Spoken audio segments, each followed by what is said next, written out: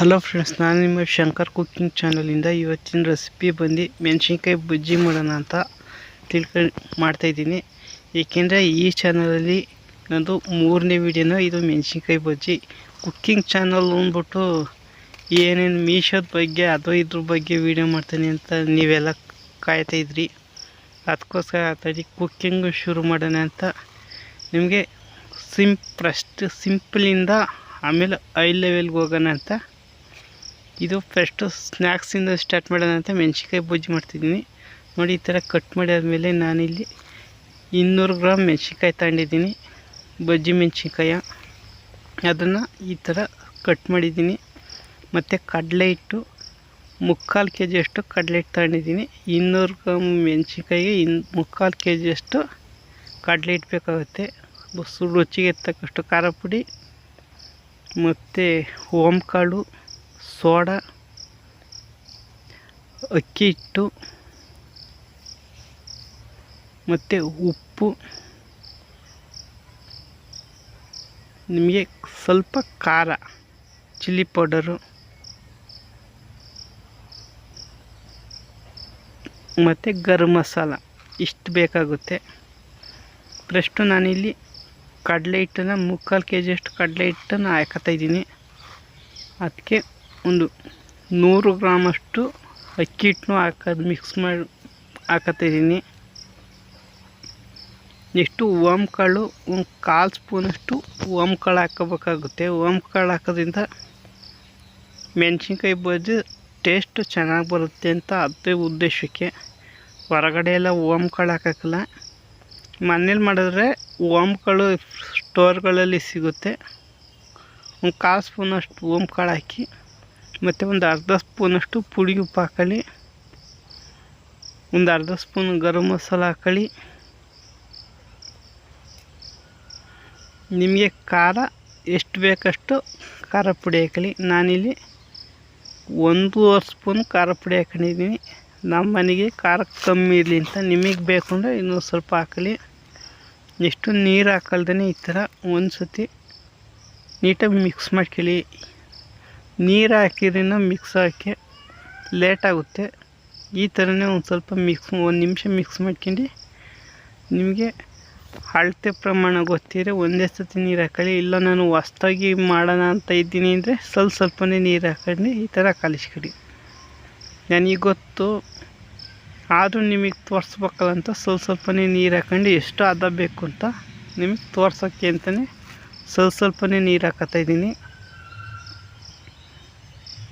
ನೋಡಿ, ಈ ಥರ ನೀಟಾಗಿ ಮಿಕ್ಸ್ ಮಾಡ್ತಾಯಿದ್ದೀನಿ. ನೋಡಿ, ಇನ್ನೂ ಗಟ್ಟಿ ಐತೆ, ಇನ್ನೊಂದು ಸ್ವಲ್ಪ ನೀರು ಹಾಕತ್ತಾಯಿದ್ದೀನಿ.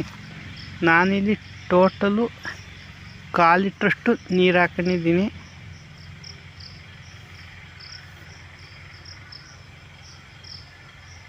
ನೋಡಿ, ಇನ್ನೊಂದು ಸ್ವಲ್ಪ ನೀರು ಹಾಕೊಂಡೆ. ನೋಡಿ, ಇನ್ನೊಂದು ಚೂರು ನೀರು ಹಾಕೋಬೇಕು. ಇಷ್ಟು ನೀರು ಹಾಕೋಕ್ಕಿಂತ ಮುಂಚೆ ನಾನಿಲ್ಲಿ 1/4 ಸ್ಪೂನಷ್ಟು ಅಡುಗೆ ಸೋಡಾ ಉಪಯೋಗಿಸ್ತಿದ್ದೀನಿ. ನೀವು ಅಡುಗೆ ಸೋಡಾನೇ ಉಪಯೋಗಿಸಿ. ಅಡುಗೆ ಸೋಡಾ ಉಪಯೋಗಿಸೋದ್ರಿಂದ ನಿಮಗೆ ಉಬ್ಬುತ್ತೆ. ಮಾಮೂಲಿ ಹೊರಗಡೆ ಎಲ್ಲ ಮಾಡಿದಾಗ ಬೋಂಡ ಹೆಂಗಿರುತ್ತೆ ಬಜ್ಜಿ ಅದೇ ಥರ ಉಬ್ಬುತ್ತೆ. ಅದಕ್ಕೋಸ್ಕರ ಇವಾಗ ಪರ್ಫೆಕ್ಟಾಗೈತೆ. ಇವಾಗ ಎಣ್ಣೆ ಬಿಸಿ ಮಾಡತಕ್ಕ ಅದು ಇದಾಯ್ತು. ಇಲ್ಲಿ ನೆಕ್ಸ್ಟು ಈ ಥರ ಹಾಕೋದು, ಹಿಂಗೆ ಒಂದೊಂದೇ ಬಿಡೋಣ. ನೋಡಿ, ಎಣ್ಣೆ ಕಾದಿದೆ, ನಿಮಗೆ ಗೊತ್ತಿರ್ಬೇಕು. ಈ ಥರ ಒಂದೊಂದೇ ಮೆಣಸಿನ್ಕಾಯಿನ ಬಜ್ಜಿನ ಈ ಥರ ಬಿಡೋದ. ನೋಡಿ, ಎಷ್ಟು ಈಸಿ. ಇಷ್ಟೇನು. ಇವಾಗ ಒಂದು 5ರಿಂದ 6 ನಿಮಿಷ ಬೇಯಿಸಿದ್ರೆ ನಿಮಗೆ ಅದ್ಭುತವಾದ ಮೆಣಸಿನ್ಕಾಯಿ ಬಜ್ಜಿ ರೆಡಿ ಆಗುತ್ತೆ. ಬಲ್ಲಿ ನಿಮಗೆ ಕಂಪ್ಲೀಟಾಗಿ ಯಾವ ಥರ ಅಂತ ಒಂದು ಸತಿ ತೋರಿಸ್ಬಿಡ್ತೀನಿ. ಗಿಪ್ಪು ಏನೂ ಮಾಡಲ್ಲ. ನಿಮಗೆ ಪರ್ಫೆಕ್ಟಾಗಿ ಟೈಮ್ ಜಾಸ್ತಿ ಆದರೂ ಪರವಾಗಿಲ್ಲ, ನಿಮಗೆ ಪರ್ಫೆಕ್ಟಾಗಿ ತೋರಿಸ್ತೀನಿ. ನೋಡಿ, ನಾನು ಇವಾಗ ಎಲ್ಲನೂ ಬಿಟ್ಟಿದ್ದೀನಿ.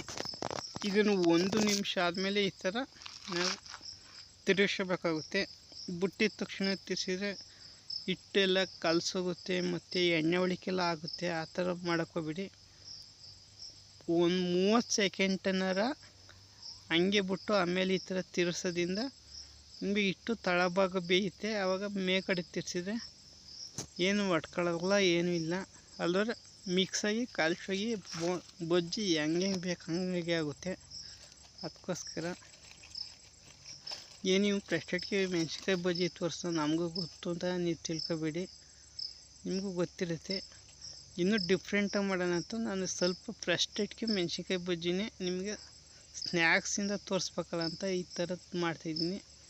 ನಿಮಗೆ ಯಾವ್ದು ರೆಸಿಪಿ ಬೇಕು ಅಂದರೆ ನನಗೆ ಕಮೆಂಟ್ ಮಾಡಿ, ಎಷ್ಟೇ ಕಷ್ಟ ಆದರೂ ಪರವಾಗಿಲ್ಲ, ನಾನು ನಿಮಗೆ ತೋರಿಸ್ತೀನಿ.